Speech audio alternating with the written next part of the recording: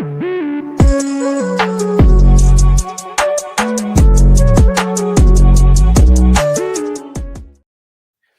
into 49ers Access. My name is Sterling Bennett, and training camp has officially kicked off for the San Francisco 49ers. No, there's no practice. That happens tomorrow on Wednesday, but General Manager John Lynch and head coach Kyle Shanahan talked to the media for the first time since the NFL draft and gave us a lot of information I know myself and you out there are dying to know about. We'll get into Brandon Aiyuk's recovery. Did Jauan Jennings request a formal trade?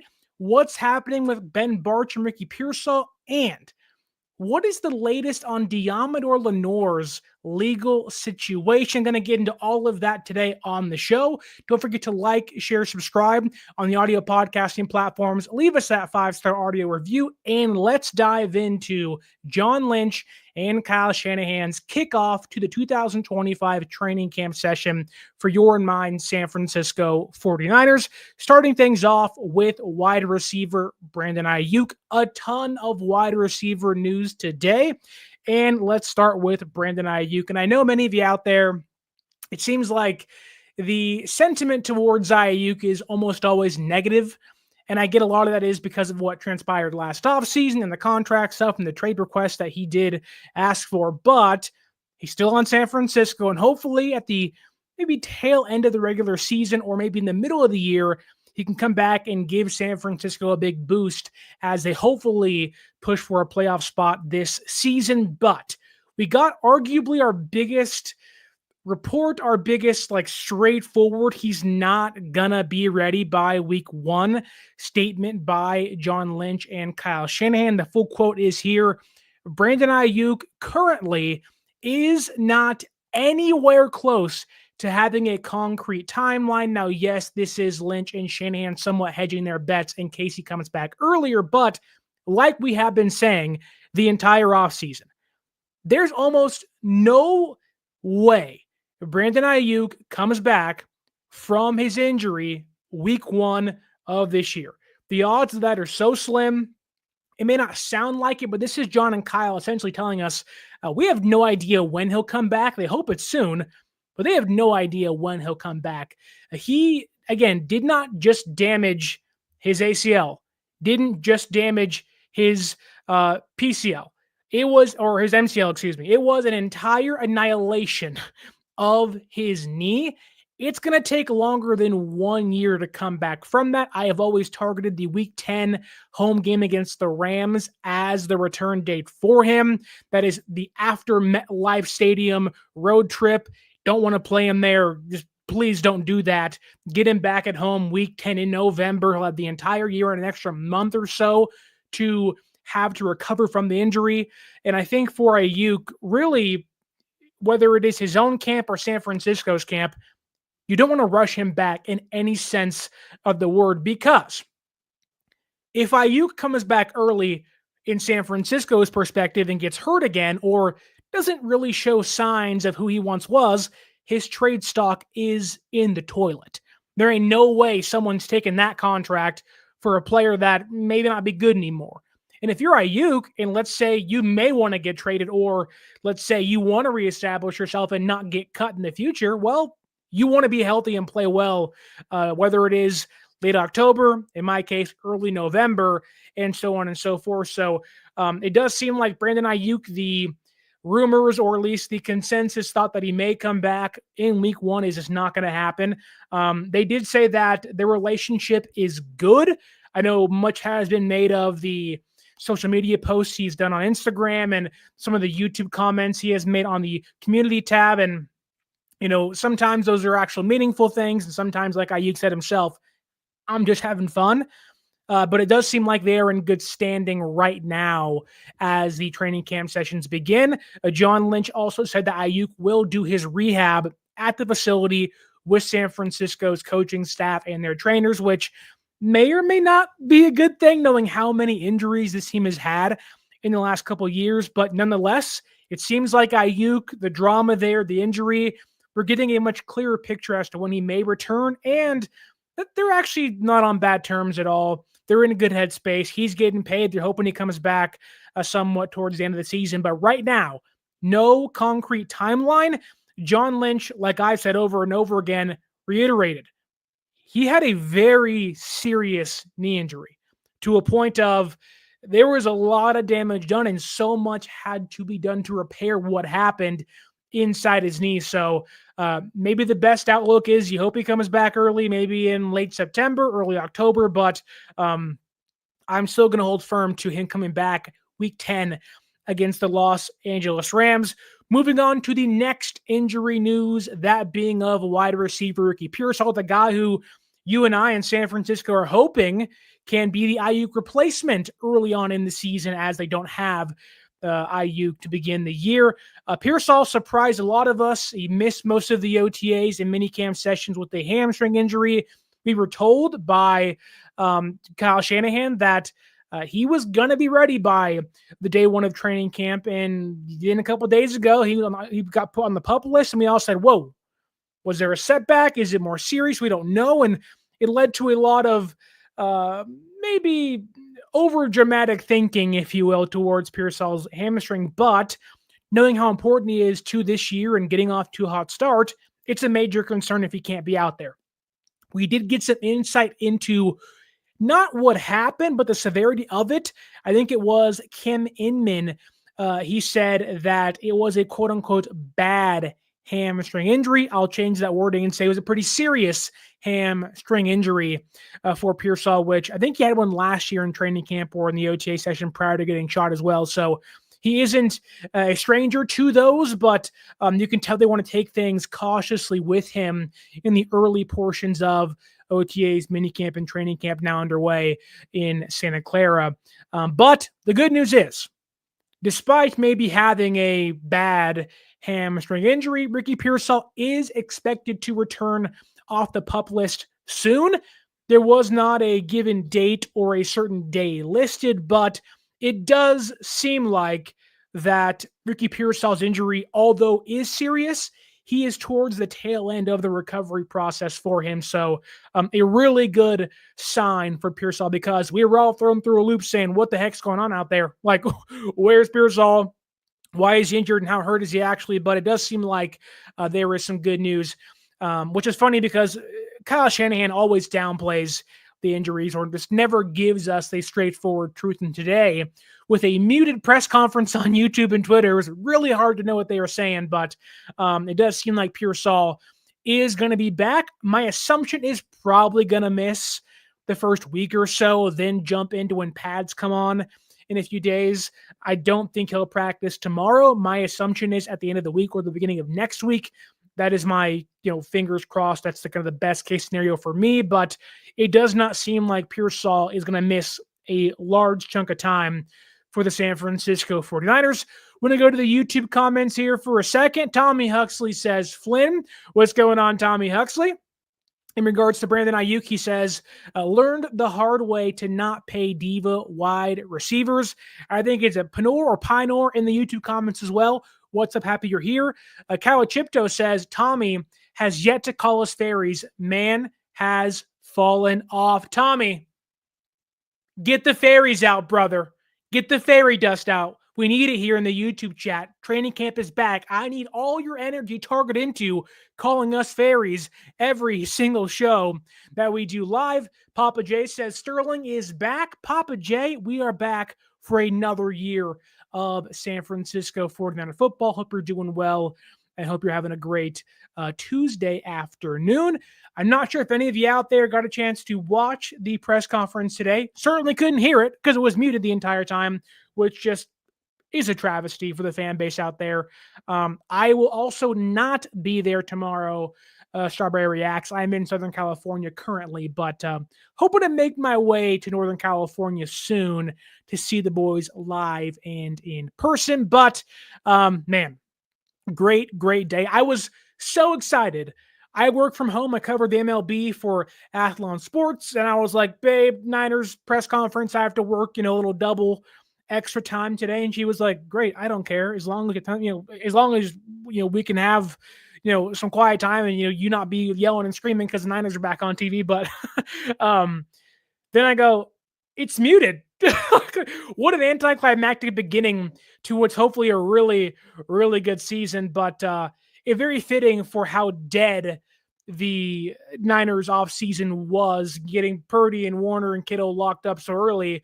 Very fitting that a dud of an offseason for them, which was a good offseason, mind you, is a dud beginning to training camp. But want to keep things moving along on the show today because we got even more wide receiver news.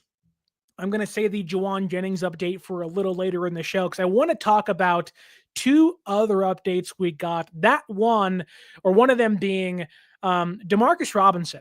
We have been sitting idly by, waiting for the NFL to either suspend DeMarcus Robinson or not suspend DeMarcus Robinson for a DUI back in November. And they have sat on their hands and they have been waiting and waiting and waiting. And it seems like we're going to have to wait even longer because according to John Lynch, the NFL has yet to make a decision on any disciplinary actions for DeMarcus Robinson. So that's fines, that's suspensions, that's whatever else may come with that. The legal system has kind of come around to things. I think he got probation or something like that, but nothing too crazy or absurd, like jail time or whatnot. But odd.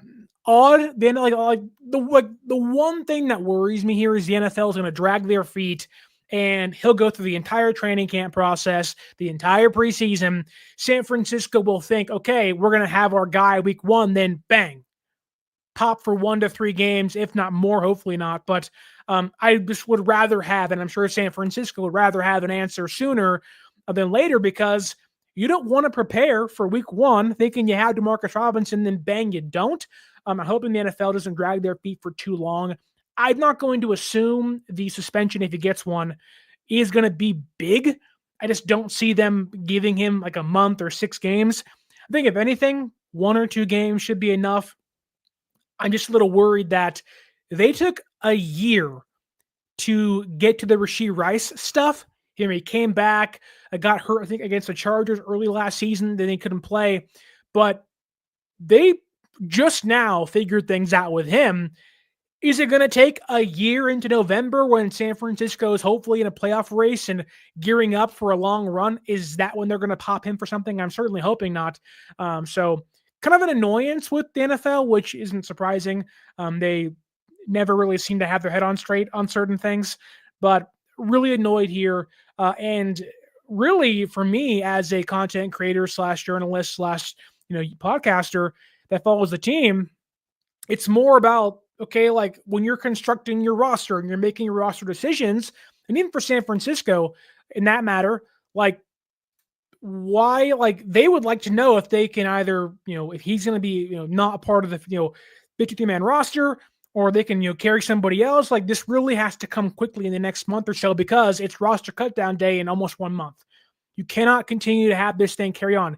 Got to figure this thing out. So I am optimistic the NFL can act quickly and get things done, but it's been a very awkward, lingering kind of black cloud over DeMarcus Robinson, who right now will be this team's number 3 receiver, barring injury, to begin the season.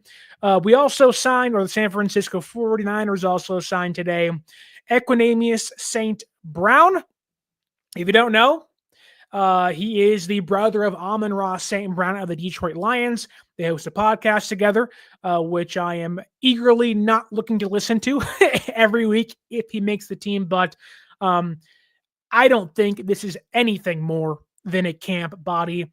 If Jennings may or may not hold out, Robinson, let's say he does get suspended, Aiyuk's not going to be out there, and Pearsall is already injured. You want to protect your guys and not have to throw guys out there. They often do give their veterans rest days. So the more bodies, the better in the receiver room, knowing how many injuries they already have. But Equanimeous St. Brown is, to me, one of the smallest or one of the receivers that moves the needle the least. I think the comment I saw on X or Twitter today was he has more vowels in his name than he does receptions the last 2 seasons. And going to his stats and his box score, Equanimeous St. Brown has played a total of 9 games the last 2 years, only has 5 receptions for 62 yards in his entire career. He only has 63 receptions, under 1,000 yards, and just 2 touchdowns. So, if someone's trying to sell you on the idea of Equanimeous St. Brown making the team or being a great player for San Francisco, pump the brakes. And look, maybe I'm wrong, and he somehow just has this late career burst, which if he does, awesome. But it's just more of a camp body. Keep the bench warm and keep star players off the field when they don't have to be out there. But he does fulfill the George Odom spot on the roster. Odom was released. Brown is now signed to the San Francisco 49ers to fill a void in the wide receiver room. I also want to get to a small Brock Purdy update, and it kind of joins in with the Jauan Jennings talks. But first, I want to remind you to go to SeatGeek.com and use promo code 49ersaccess, 49 ERSACCESS at SeatGeek.com to save yourself $20 off your first purchase. To me, it is the best place to find tickets for sporting events and concerts. They have the easiest way to find good seats and bad seats. Green means good. Red is a bad deal for you. Don't pick those. Find yourself a green deal. Get yourself some tickets to watch my San Francisco 49ers this year. Or as summer comes to a conclusion in the next month or so, get out there, go to a concert, and use that promo code as well to save yourself $20 off your first purchase. And yes, Strawberry reacts. Yes. Don't get excited, peeps. Equanimeous St. Brown is not his brother. He maybe is a quarter of his brother because he is nowhere close to how great Amon-Ra St. Brown is. He's a bigger, slower, unceremoniously cut camp body in the next week or month or so when roster cutdown comes and passes. But let's get to Brock Purdy for a second. He did talk to the media today for a very short spell. He didn't really dive into too much. It seems like he's so laid back and he's so humble. He's not going to dive into and boast about things, but kind of went into working out with Ricky Pearsall and George Kittle and Jacob Cowling and how impressed he is with those guys. But Kyle Shanahan said in his press conference today that Brock Purdy, and I quote, had a hell of an offseason. And so I'm hoping, and I think the expectation should be, you got paid or going to get paid at least $53 million on average over the course of the next 4 to 5 seasons. You better come out guns a-blazing, looking like that kind of quarterback. And I think, Brock is a player that I don't think will get affected by the money or the numerical value now tied to his name. He's often talked about, getting back to who he once was in his rookie season, playing more in the structure and scheme of Shanahan's offense. So I don't think we'll see, more of that, playmaker stuff, or at least, you'll see it in short spurts of like, he can do it when he has to, but not going to force it like he did last year a lot of the times. And I'm not going to say, Brock will be 2023 Brock again, but I do think that we should have higher expectations. Although it's hard saying that because he's getting paid a lot of money now. But I do think that we should expect a very good bounce back season from Brock Purdy.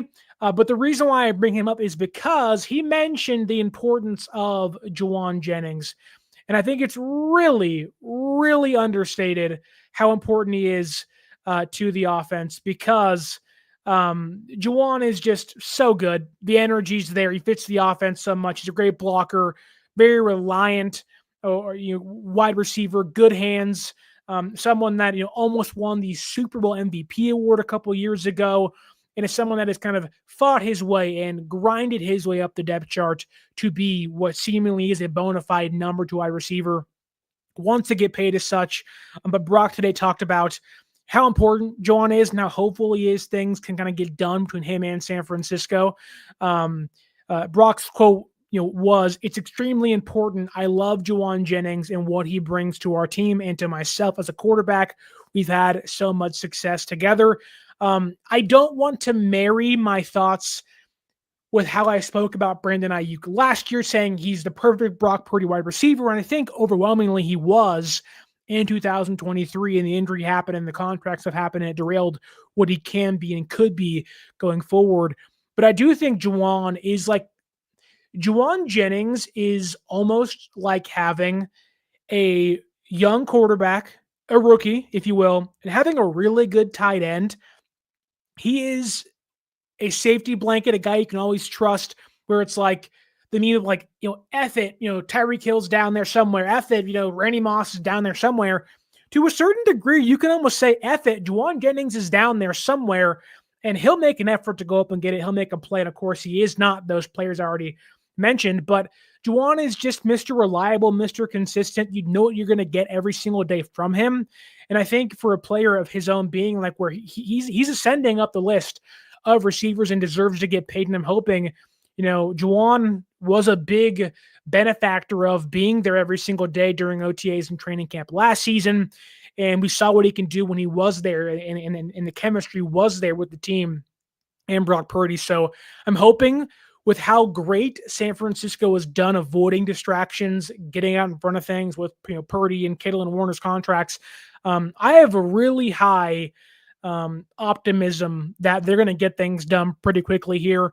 I doubt JJ's asking for a large chunk of change. I'm going to assume between $12 and $15 million. I think Jauan's pretty smart. I just think he realizes that this could be my last big contract. Knowing I'll be 31 years old in about 3 or 4 years. So it's really important I get paid now because you never know what can happen. He saw what happened to Aiyuk. He's seen what happened to plenty other guys in the NFL. You think you're going to get paid, you hold things off, and bang, your ACL's gone. So hoping for health, obviously, first, but I'm hoping, like Brock Purdy, that San Francisco can get things done. But let's dive into Jauan Jennings himself in particular here, because Jauan Jennings surprised many of us, including myself, not because he wanted to get paid. I think a lot of us assumed he would be next, or at least next in line, as San Francisco wanted to get things done with him, with his contract. But the report that Adam Schefter made was not misleading, but the way others aggregated that report did misinterpret what Jennings' camp told Adam Schefter. Jauan Jennings never requested a trade, and he still, according to John Lynch, has not formally asked for a trade, which tells me Jauan doesn't want to get traded. Jauan doesn't really want to go and play elsewhere. He's just using the threat of one to get paid a higher salary, which everyone does that now. It's not shocking. But the good thing about this is, and I do think it shows how bought in Jauan is and the team player that he is he has already gone to training camp. He's already there. He's reported for training camp. He's been in the building for a little bit of time now. He took his physical yesterday. Like, he's been there for a handful of days already passed the physical. Like, he's cleared good to go for this season. A lot of the times when guys want a new deal, they don't practice, they don't do physicals, they don't do nothing. Whereas Jauan's like 10 steps ahead of like, look, as soon as we put pen to paper, bang, let's go. Like, he wants to get out there and practice. And although John Lynch and Kyle Shanahan both did say they expect Jauan to practice, we'll see. I think if Jauan practices, that is another kind of sign that he is totally bought into what they're selling him, and he believes that his future is in San Francisco. If Jauan does hold out, maybe things get a little more serious, but I really don't think Jauan will take things to the extent of, let's say, a Brandon Aiyuk or Nick Bosa or others that have wanted new deals with this front office. I know San Francisco is reluctant to hand out big deals that are to players they may not see a future in, especially after last offseason and this past offseason with letting so many guys go and cutting guys and carrying so much dead money. But I do think that Jauan is someone you really want to have in your offense. Isn't the fastest guy, isn't the strongest guy, isn't going to go for 1,500 yards and 10 touchdowns, but you want red zone production. You want a guy that can go up and get it. That's a great blocker. The slot receiver as a blocker is so integral into what this offense does. And I know, Shanahan shot for the stars with Jalen Hurd, but he found the solution with Jauan Jennings. He is what Shanahan has always wanted as a slot receiver, and I think it's really hard, or going to be really hard, for them to walk away from that. I think what they will do is give him probably a 2-year deal. So it's this year and then 2 more years following that. I don't think it'll be 3 years. I think what they'll do is they'll raise his guarantees this year and then give him more money the next 2 years. So a 3-year deal in total, if you will, but 2 years tacked on to his current contract now with more guarantees added to this season. I think the one thing Jauan wants is guaranteed money. I think it is. I think he deserves guaranteed money. He's played for so little for so long, and I think he's a player that, you've seen the gradual ascension. It's not a 1-year wonder or a 2-year wonder. This is a gradual ascension up the list of the depth chart and the receivers around the NFL. So I think he gets paid. I think he gets paid pretty quickly. You can tell when John and Kyle are irked and bothered and annoyed with the player or how an agent's going about things. That was the Aiyuk stuff. That was the Nick Bosa stuff. That was, in part the Deebo Samuel thing as well. I didn't get that sense from the body language. Again, couldn't hear what they were saying, but the body language didn't dictate that there was some distress or some annoyance with how Jauan Jennings has proceeded with his trade or his asking for a new contract before training camp. Could things go awry? Sure. I think if San Francisco drags their feet and things get into, preseason week 1 or preseason game 2 and things still aren't done, that's when I think things get scary. But even then, they do hold some leverage, albeit not much, if Pearsall and Aiyuk and Robinson are going to be out for a portion of the season. But they do hold some leverage in regards to finding Jauan Jennings because he's not getting much money to begin this season anyways. But I do think, like Papa J says here, the Niners need to sign JJ as soon as possible before he gets more expensive. I don't think he'll get more expensive now, but I think with the escalating receiver market, eventually it's going to pop. And I think that popping may result in Aiyuk getting traded after this year, which I think they really want to do. And I think a big part of that is if you want to trade Aiyuk, you sign Jauan Jennings. Well, the writing's on the wall there for me. Now that does come into play. How does Pearsall look and how does he progress in year number 2? And I think he should, barring injury. But even then, even if you want to keep Aiyuk and you have Pearsall, sign Jauan Jennings. It doesn't have to be 2 years and $36 million. It can be 2 years and 30, 2 years and 24. I don't think JJ's asking for a break the bank style contract. I simply just think he wants financial security. And I don't want my comments to be misconstrued by saying this. We all love Jauan Jennings, but you can't replace Aiyuk with JJ. No. Jauan Jennings is not going to replace Aiyuk 1-for-1. In my mind, the strengths, the skill set of Ricky Pearsall is who you would assume would replace Brandon Aiyuk. Now, obviously, you can talk about, what does that look like? You're not going to know until the year's over with. But I do think that you want to keep Jauan as the number 2, and you're hoping that Pearsall can grow in year 2 and maybe lead to pushing Aiyuk further out the door if you want to save money. Because you had DeMarcus Robinson there for another year after this season, so you have him for 2 years. That was kind of a hint towards something changing. Some thought that was Jauan Jennings being gone, which maybe it is. But to me, that could be another sign Aiyuk could be gone once this year's over. But a lot of that hinges on Pearsall's progress, not Jauan Jennings whatsoever. But I do think if you sign Jauan Jennings, it does kind of push and lean towards the Aiyuk trade rumors heating back up and becoming a much more real thing as next offseason comes closer, if you will. One final update two final updates I want to get to. The first one being Ben Bartch. Ben Bartch, like Ricky Pearsall, was put on the NFI list. Pearsall is on the PUP list. Bartch on the NFI list, which means he got hurt away from the team facility. We didn't know what that was, how serious it was. Again, just kind of came out of nowhere. But according to John Lynch, it is a quad injury for Ben Bartch. But like Pearsall, he's not supposed to miss a large chunk of time, should be back in the next week or so. So a lot of the overreaction from including myself saying this could be a bad thing for San Francisco, that does still exist if somebody else goes down or even Ben Bartch re-aggravates the injury. Good to know that it seems like it's not a big deal, and it seems like that things will get cleared up pretty quickly with him, and they'll have their starting offensive line, ready to go on the field together for the beginning of training camp the next week or so.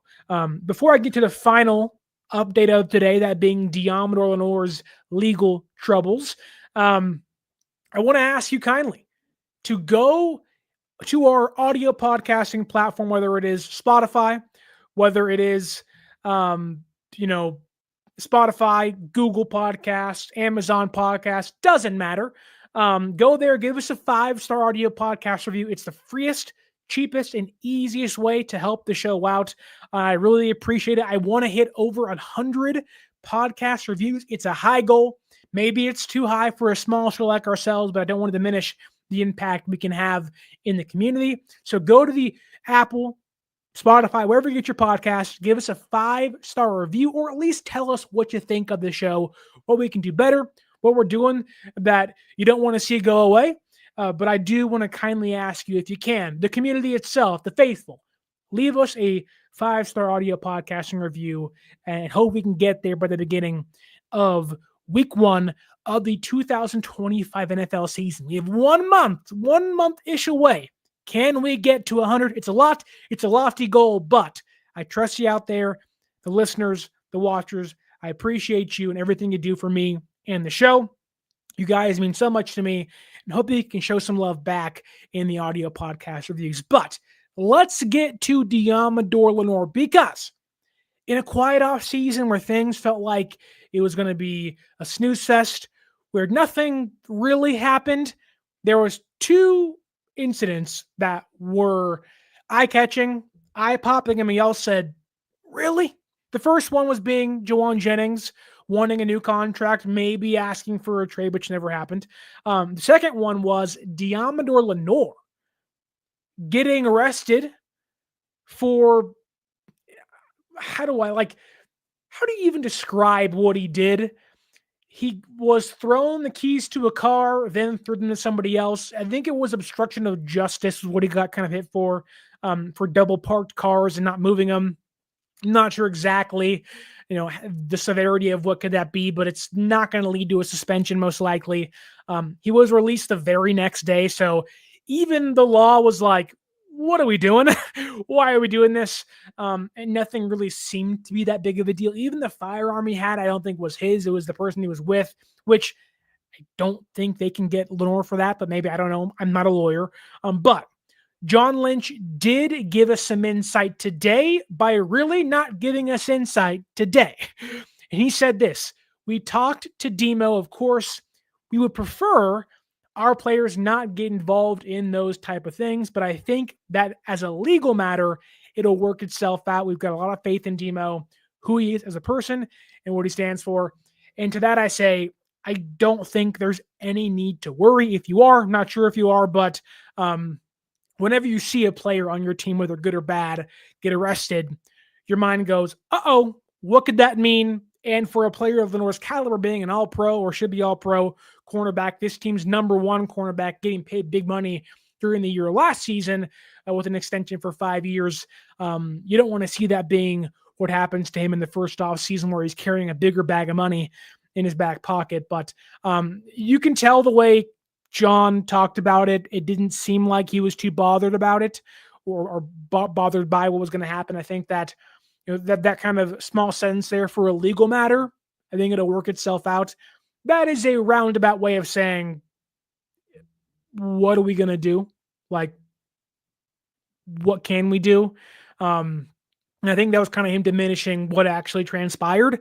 I know many of you out there said the cop has had kind of a, stuck up nose and whatnot, but sometimes they do, sometimes they don't. Sometimes, people are good, people are bad, but without knowing what actually transpired and being there, I'm not going to assume, but it does seem like that the law or the ramifications of what Lenore did are not going to be that big. If anything, maybe a fine.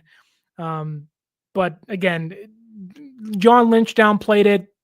The police downplayed it. If anything, the person Lenore was with will get hurt or pop for more than he did. So I wouldn't look too much into it. I don't even think it's really worth looking into. I wouldn't be shocked to hear about in a couple months or so. Lenore gets probation or maybe faces a fine, but it's not going to end in jail time or it's not going to end in like a felony. Like none of that's going to happen. It's going to be very simple and things should end. I don't think San Francisco views it as like when I think of arrests under the Lynch and Shanahan regime, my mind goes to Charles Omenihu. And the way they handled that was we're not going to change anything and do anything until the law takes their time and they can go through things and they can kind of go through their process. So granted, Omenihu was accused of much worse than Lenore was, but I do think that San Francisco will wait and let things play themselves out before even talking or thinking about suspending him or fining him money. But it does seem like that's all being downplayed and really isn't that big of a deal for the organization. Hoping that's the case going forward, but tell me down below in the comments, what do you think about Brandon Aiyuk's recovery? Do you still think he may come back by week 1? Or are you optimistic that can happen? What do you think about Ricky Pearsall's injury? Do you think it's really serious and we should all be a little more worried than we actually are? And what about Jauan Jennings? Do you think San Francisco and the receiver get a deal done before week 1 of the NFL preseason? Tell us down below in the comments. Don't forget to like, share, subscribe. Leave us the 5-star audio podcast review. Follow us on social media at 49ers_access is the X or Twitter. 49ers.access is the Instagram. And use that promo code right here, 49ersaccess, 49 ERS ACCESS at SeatGeek.com to save yourself $20 off your first purchase. I want to thank Papa J, Chipto, Tommy Huxley. Who else is up in here? Strawberry Reacts, Penor, and many more in the YouTube comments. Thank you so much for your comments and tuning in. And until next time, my name is Sterling Bennett. Going to come back at you very, very soon tomorrow. Niners' first day of training camp. Going to react to it right here on the channel and may have something else in store for you as the first week of training camp begins, with my top 5 bold predictions coming your way very, very soon for the training camp season. But as always, my name is Sterling Bennett, and until next time, stay faithful.